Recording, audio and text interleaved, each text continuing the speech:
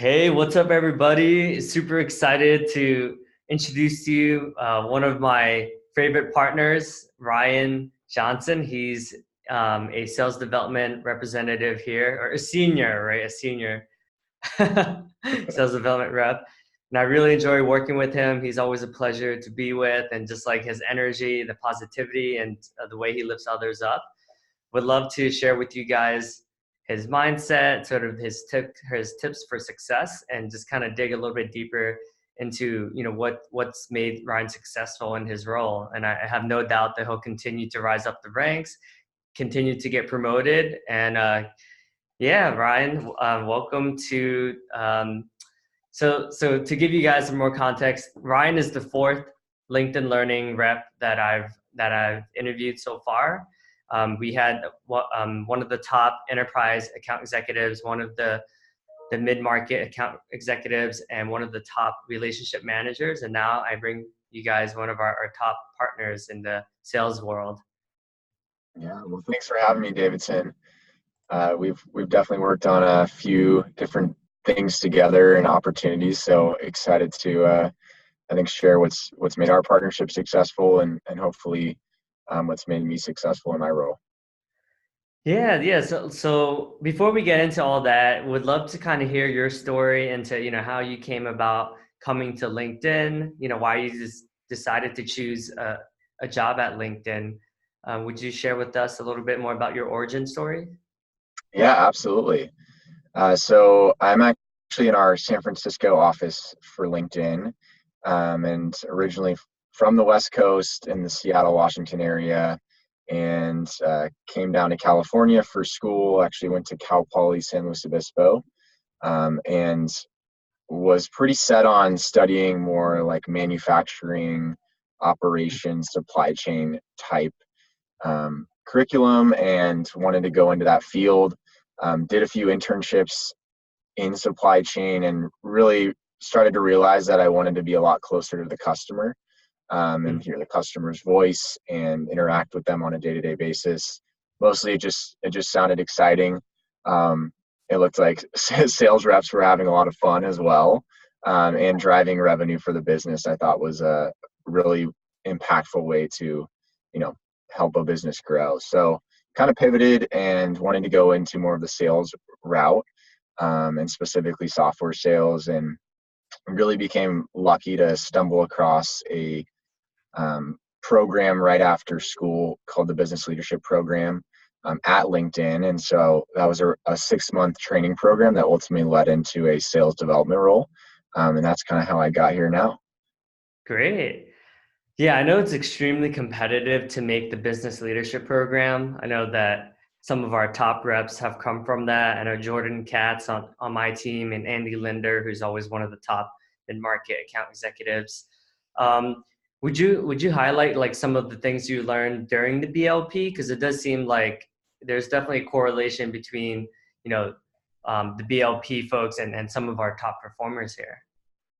Yeah, I think the business leadership program gives you a good perspective, like holistically on LinkedIn, just as a business and an organization. And then I think we go through a couple different rotations within the program. So starting out in global customer operations, which is actually like hearing about our customers' problems, interestingly enough. And so a great way to just interact with customers, understand what some of their pain points are, and how they use our tools. And then from there, actually do a recruiting rotation where you actually hire talent into LinkedIn. And LinkedIn being a very talent driven company, it aligns really nicely with that. But I think ultimately it boils down to just being surrounded by other really great people, and talent, which you learn from them, you share and hear their perspectives on different things. And so I think that really elevates you to continue to perform at a high level and learn from each other. Hmm. Yeah, so that's a good point. I think obviously like you want to surround yourself with like the right people, and that really does have an influence on your mindset. Actually, I love your team and like how everyone in your team is so positive, and honestly, like what you guys do, it can be tiring, right? You're always like you're on the phone all the times, you're like chasing people. like what are some of the advice you would give to people that, might, uh, maybe like they might not see the opportunity as like so um, as fun as you guys do. It does seem like you guys try to put fun into a job that can, depending on your perspective, others might see it as like exhausting. Yeah. Yeah, it's a good point. And I think, with any sales role, there's going to be ups and downs. But I think at the end of the day, and I guess just for some context on my role, I'm on an inbound sales development team. So basically fielding leads that come into our organization, and then, understanding if those are qualified opportunities or even using those contacts to talk to other people within those organizations. So you never really know what you're going to get when you talk to someone. I think at the end of the day, just like understanding that the other person on the line is a human as well. And also like reminding them that you're human as well too. Mm, So I think it goes both ways. So, you got to understand where they're coming from, like what their priorities are, mm, why do they need something so urgently? Like what's driving that urgency, and understand, hey, maybe they do have a lot of pressure from their boss to get something done. mm. But also like making sure you manage their expectations and understand that, you're a human on the other end of the line. Like you're going to do your best at the end of the day. And hopefully you can help out with that partnership and help them evaluate the product that they're looking at. Hmm. Yeah, I mean, I'm curious as to like obviously, you're always like on top of the leaderboard. It seems like you're crushing it all the time. I mean, what's something that others might view as like a little bit crazy that you do? Because I don't want to lead too much, but it does seem like you get into the office like pretty early. Yeah, I don't know. I think our team is does a great job of um, all doing things that are going to make them successful. I think one thing I noticed right away is we are on the West Coast in San Francisco, so a lot of the people we talk to are on the East Coast. So if I get in the office at even 8:30, it's almost lunchtime in New York. And so I right away was just noticed that, hey, maybe if I start coming in at 7 a.m. and just adjust my schedule a little bit, I'll have a lot more time to talk to prospects or contacts on the other side of the country. And then, once it's 9, 10 a.m. Pacific time, maybe then I shift my focus to more West Coast businesses or companies and talk to those people. So I think even that little shift right there goes a long ways, and just having an extra, hour or 2 hours to reach prospects when they're more likely to answer the phone or may have some extra time. Hmm. Okay.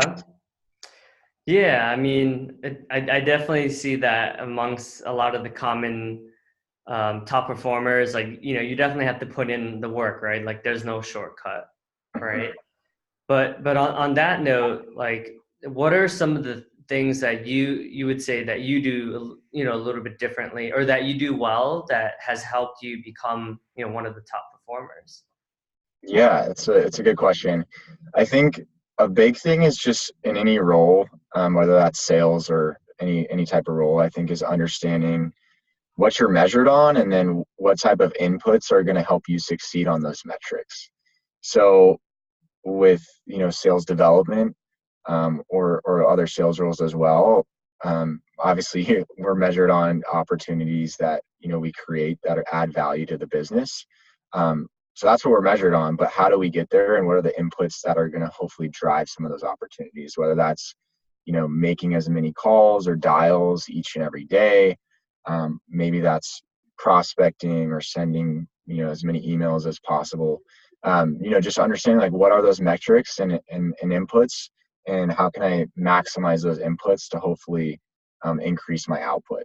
So I think that kind of simplifies it. But if you set some targets for yourself every day, or even every week to hit some of those goals, it starts to make it a little bit easier and develops habits that eventually will make you more successful. Gotcha. Okay. The lights went out. Yeah, it's typical LinkedIn fashion, in the middle of a meeting. Yeah, yeah. Plus you're over there a little bit later, and then you Yeah. broke up. I know we're trying to, be like zero carbon emission free. So I'm sure this is one of the initiatives. Yeah, exactly. But yeah, I mean, I think, yeah, the inputs and just understanding what you're measured on are big. And then also, I think having a lot of communication with your internal partners is huge as well. So, Hmm.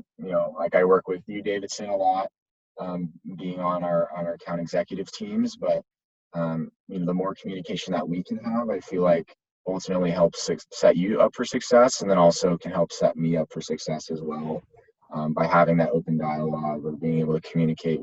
If I have an opportunity or if I have a lead with a prospect, just that dialogue, and I think really can go a long ways in the success for both your internal partners and also for yourself.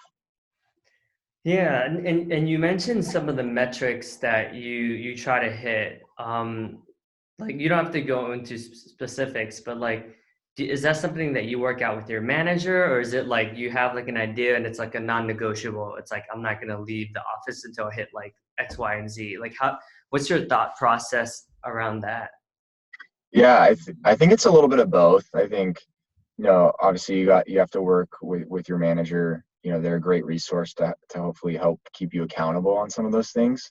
I think, with sales development, every day brings something new. So I don't keep it as strict as, hey, I'm not going to leave the office if I don't accomplish this, but definitely having those targets in mind. Like maybe I'm going to make 50 dials, by noon. Can be a good target that I set. Some days I may not get there, but most days I do. And that means I'm maybe reaching more people than I would have if I didn't have that target in mind. And I also think with metrics, like it's important to think about like stretching yourself as well, Hmm. especially if you think about like a quota. If you set your metric in your mind, you put that at 100%, it's very likely that like that's where you're going to continue to strive for. But I think this is something I've talked with my manager about. If you stretch yourself and maybe you say, hey, my goal is 120%, you're going to continue to think about that, and you're going to do things that will hopefully get you there, and have the right inputs to over succeed. And if you don't get to that stretch goal, then hopefully you get to the initial goal that was set for you. Hmm. Okay. So I'm hearing a lot of common themes here. It sounds like you do a pretty good job of partnering with people, which obviously I know, right, working, firsthand with you pretty closely with a bunch of deals. It sounds like you're really good at like truly understanding, like putting yourself into your customer's shoes, like just having that empathy and then like just understanding like why this is a priority, right? So digging deeper, like not just surface level, but going that extra layer. Well, being curious, like, okay, well, why? Why this? Why? So that way you can best help them. Yeah.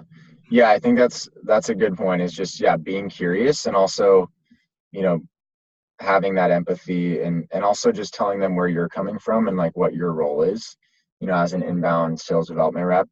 A Yeah. lot of times I'm trying to understand, yeah, what they're trying to accomplish, and also set up another conversation with an AE.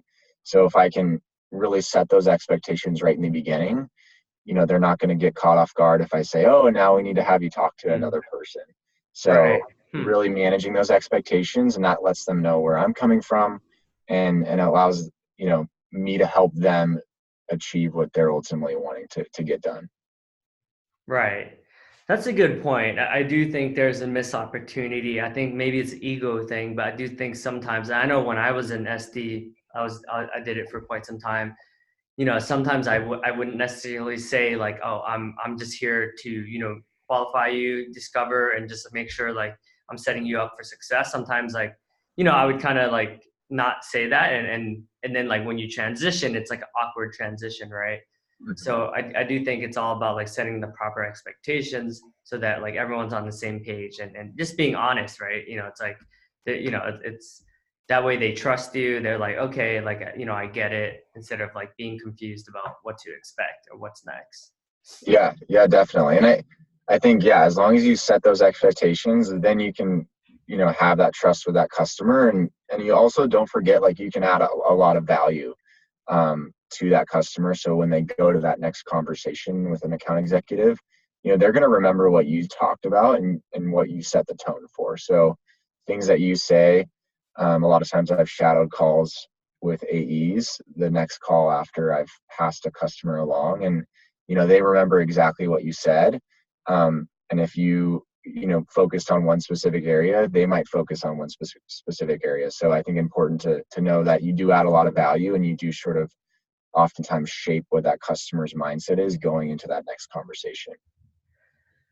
Yeah, that's a good point. I do notice with your calls in particular, the client like typically has a pretty good understanding of, so you're like preparing them well enough, like you're digging a little bit deeper, you're kind of like, hey, so it's like you're not wasting anybody's time. You're like, hey, if you're a good fit, I'll let you know. If you're not a good fit, I'll let you know, right? Instead of sort of just like taking any opportunity and just hoping that like, we get lucky, right? It does seem like you do a pretty good job of like properly like qualifying it and like, okay, like this is like a juicy opportunity versus kind of just like, all right, well, we'll see what happens. Yeah, I think that's critical just for building the trust internally with your internal partners as well. So hopefully I'm doing a good job of that. I wouldn't say I'm perfect at it, but definitely trying to make sure, yeah, when customers do go to another conversation that, they sort of know what to expect, and also hopefully they're a good fit for our solution to save time for everybody.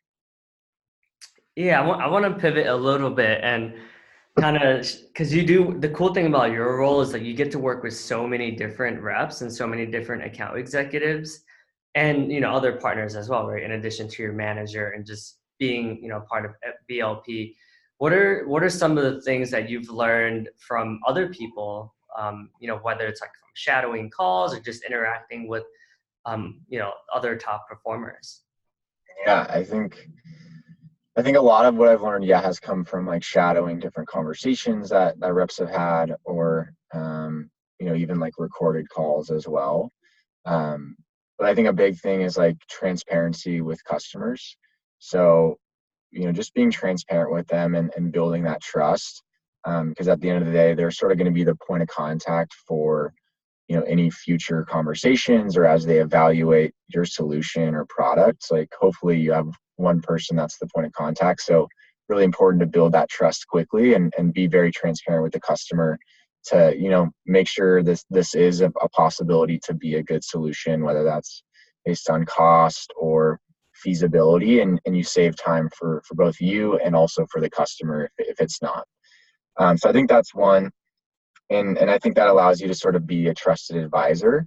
And I think also using a lot of like insights in your conversations. So a lot of times, um, I'm not a learning and development professional by living.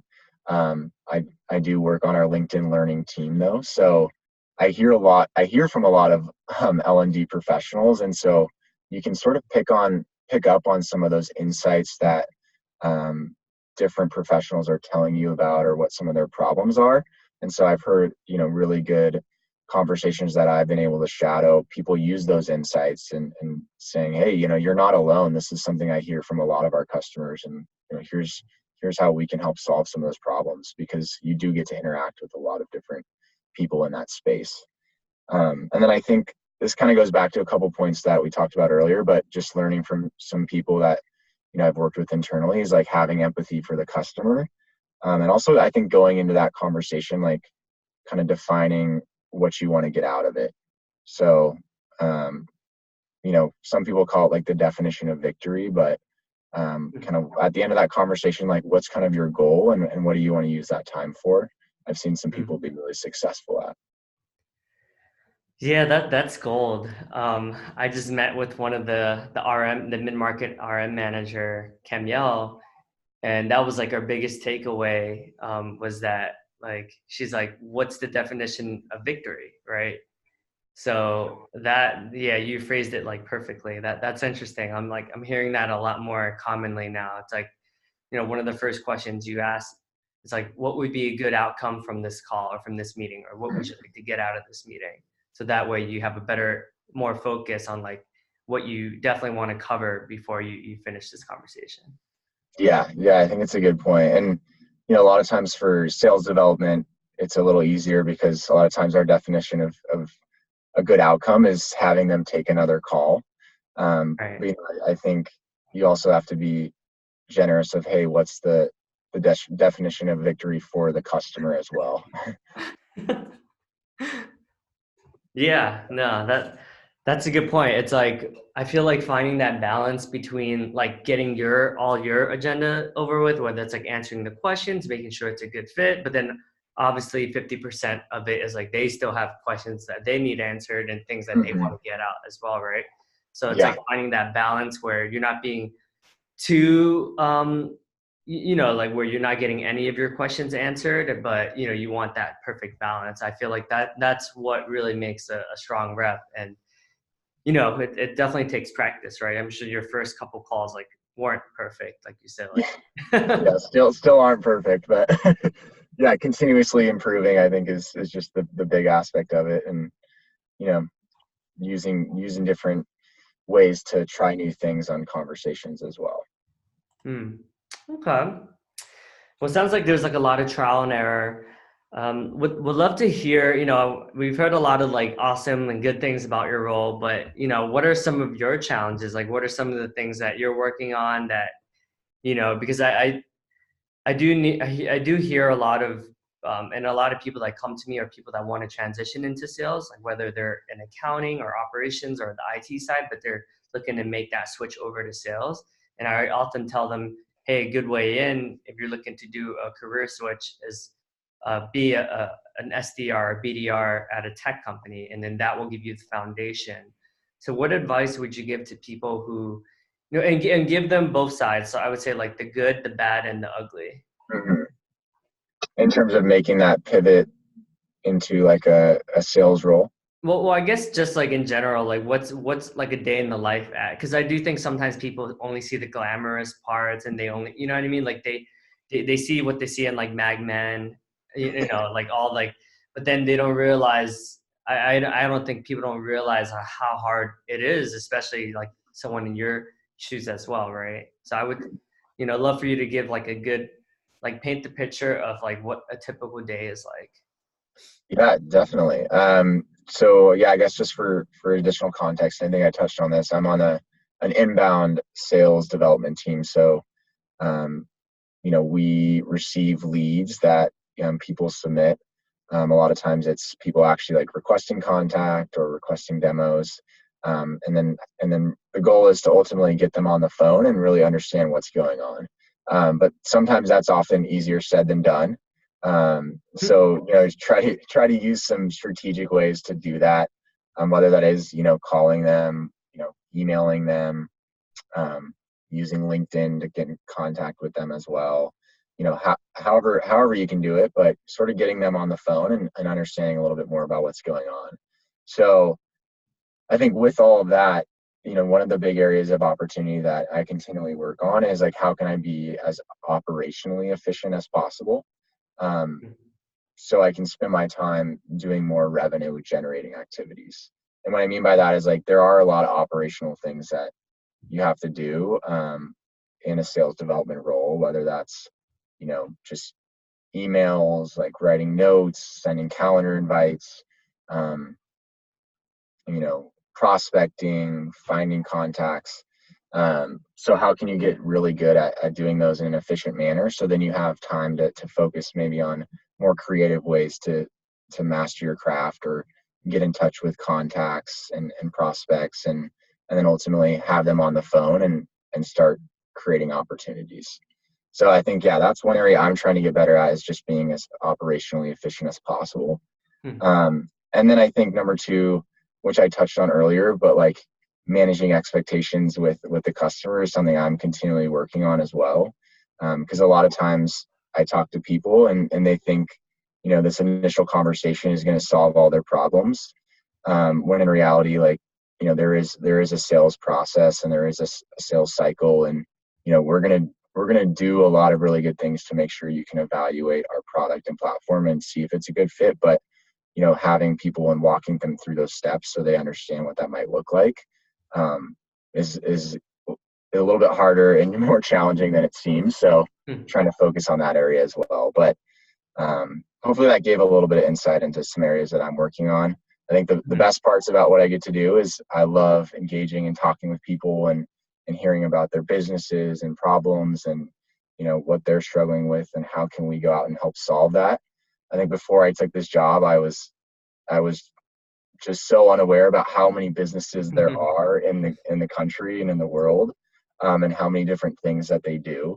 Um, so it's always really exciting just asking the question, hey, like, tell me more about your business, which I feel like sometimes you feel like you shouldn't ask, like you should already know, you should have checked their website out.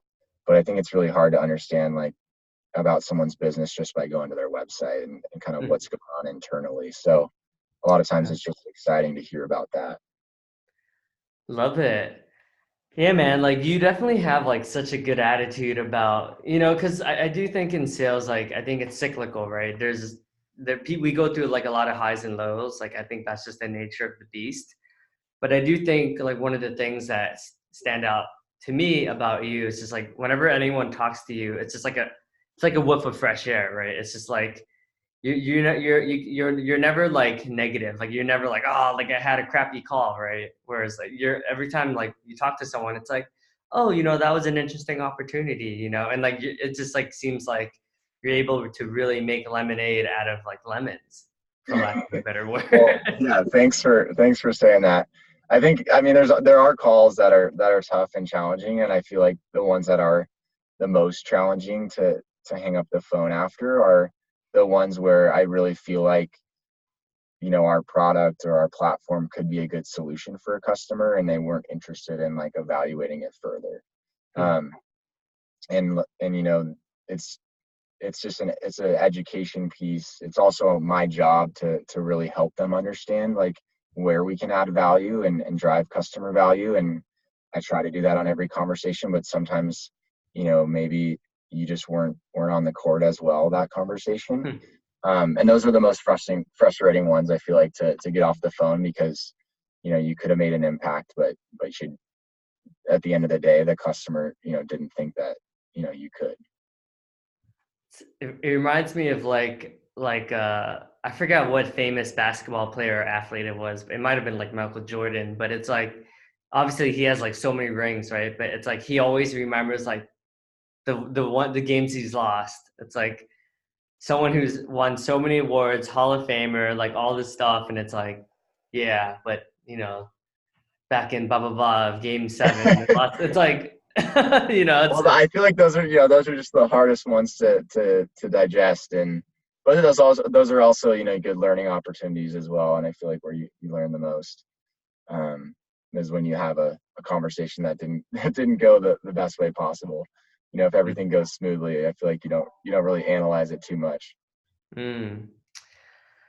Yeah, that's a good point. I guess on that point, did you always have like sort of like a growth mindset? Like what I think like I guess like what has helped you sort of be this person who is pretty receptive to like feedback, who's always looking to improve, who's able to accept feedback, who's always like seeking it almost. Mhm. Yeah, I'm not exactly sure where that came from, but definitely growth mindset like rings a bell, and I feel like something that I've continued to try to get better at and practice at. Um, I think it's just been like a mindset shift for me is, the only way to improve or to get better is to keep moving and to learn from your mistakes and just to continue to grow and learn. And um, I think the biggest thing for me is like it doesn't do you any good to really dwell on things that didn't go right. And so a quote that I always keep with me is it's not what happens, it's how you respond. And I actually had like one of my youth soccer coaches tell me that. Um, After I didn't like make a team. Ah, So they told me, hey, it's not what happens, it's how you respond. And so I've always sort of tried to live from then on, thinking with that mindset, when any sort of circumstance comes about that may not be favorable, there's a couple of different ways to look at it, but how you respond is really what matters. yeah. That's cool that you were able to learn and you were receptive to your coach's feedback, right? Because I do think that all these experiences shape who you are. So Hmm. if you didn't go to not making that youth soccer team, I'm sure like if it was like easy, then you wouldn't necessarily learn from that. Like you just be like, oh, okay, like this is easy. But then because of moments like that, you're like, okay, like, well, what could I do so I can make it next time, or what can I do to set myself up so I don't have to have this like happen, like specifically like in soccer. Like it sounds like you're receptive to like, all right, well, what can I do to help me actually make the team next time? Yeah. Hey, the lights are off again. Yeah. I think it's a good point. And then I think it also comes back to, control what you can control. And at the end of the day, like focus on those types of things, um, Hmm. to set yourself up better for next time, or, um, you know, have a moment where, you do succeed. So, yeah, I know the youth soccer example, it always gets me because it doesn't seem that big right now, but, back in the day, um, that was kind of the big thing on my mind. So it was a very impactful moment for sure. No, I feel you. For me, like, for me, it's the moments where like I had a manager that said like, yeah, you should quit sales. Like you should like change professions. Like that, like always gets me. Or I had a teach my guidance counselor in college was like, yeah, you should quit like pre-med, like pre-dental. Like you definitely aren't. There's no way you're making dental school. And then I had like so many like almost every stage of my career there was like something that happened that like still to this day where it's like 7 o'clock on a Wednesday night. I'm just like just still picking up the phone, still calling, leaving voicemails, and still sending emails. So moments like that actually it does help me because I'm like, all right, I got this. Yeah, yeah, gives motivation for sure. Yeah. Well, thank you so much, Ryan. I appreciate you giving your insights and just sharing with us your tips for success. We have a ton of people in the sales development community that will be listening to this. I actually, since I write a lot of sales content, a lot of SDRs like reach out to me, and they're always asking for, hey, like, what do you suggest for me to be successful as an SDR? So I'll make sure I'll link them to this interview, and that's actually one of the main reasons why I'm recording this, because like I literally have spoken to like over 100 different SDRs in the last like 3 years. So I'm just like, all right, just listen to this and then talk to me afterwards, and then reach out to Ryan if you have any questions. Yeah, feel free to do so. Yeah, more than happy to chat. Cool, man. Well, thank you so much. My takeaways from our conversation, I would say is like definitely. Well, I think like you said, like having operationally, like having like a process that you can get that will help you be more efficient is important. That's something I'm working on as well. Um, Obviously having compassion and really like putting yourself in the customer's shoes and just setting the right expectations, making sure that they get like what's like the defined vision, like what do you want to get out of this call, and then having that balance of like getting your questions answered, but then also making sure that you're answering their questions and you're setting them up for success, like introducing them to the sales process, like, hey, this is we do have a sales process. And last thing I would say, like mindset, right? Like you have such a good mindset, and just like learning from your feedback, like always looking to improve, and just like being like through trial and error, like just seeing what works, and then changing it up so that you're becoming more efficient, becoming better. Yeah, so those are some of my takeaways. Anything else that you would like to add? Yeah, I think those cover a lot of it. I think, yeah, I mean, I think I would add to that, find a place where, you can be surrounded by some great people that you enjoy working with. I think at the end of the day, that makes things a little bit easier, and also a little bit more exciting and fun. And, you can feed off their success and their energy, and, hear from their feedback, and it creates, a really good environment. Hmm. And then, yeah, I think you already touched on it, but yeah, understand what you're measured on, and understand what inputs will help you get there, and how can you sort of drive some metrics in your day to day that will help you get to those goals that you set. And then, yeah, I think lastly goes along with setting the customer up for success, but how can you also set your internal partners up for success Hmm. as well?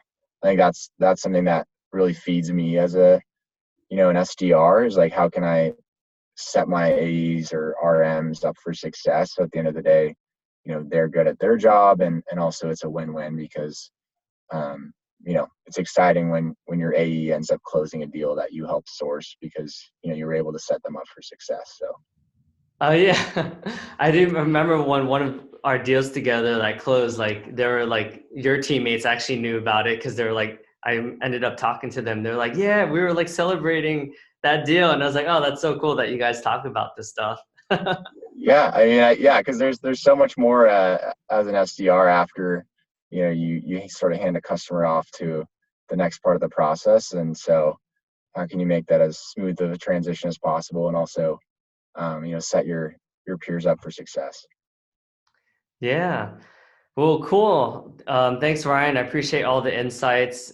Good reminder and like truly understanding like when you start your role, like what are the expectations? Like what does the manager expect of you? What are your expectations? Like what types of goals are you gonna set for yourself? So that's a great reminder as well. I Yeah, do think too often we rush into a role without truly understanding like what's expected of us. And I know I've been guilty in the past where like I just went straight for it and just like from day one just picked up the phone instead of like slowing down, and it's like, all right, like take a step back, like what's expected of me. So that's a great reminder. Thanks, yeah, Ryan. yeah. Well, thanks for having me on. Yeah, it definitely was exciting to connect with you, and hopefully some of the things I said will resonate with some people. And yeah, don't hesitate to reach back out. Cool. What's the best way people can get in touch with you if they do have questions and they do want to pick your brain a little bit further? Yeah, I think LinkedIn is a great way. Yeah, use the platform. I mean, I work here. Davidson and I both work here, so we kind of gotta eat our own dog food. But yeah, LinkedIn's a great way to connect, and feel free to send me a note. Yeah, and for those of you guys who are listening on the audio who can't see Ryan's beautiful face, not only is he a great sales rep, but he's also blessed with like, the height and the body of a god. So, definitely I don't know jealous about about that. this guy, but it's cool, man. It's cool. It's all good. I don't know about that. Thanks, Davidson. All right, take care. Bye. All right, bye.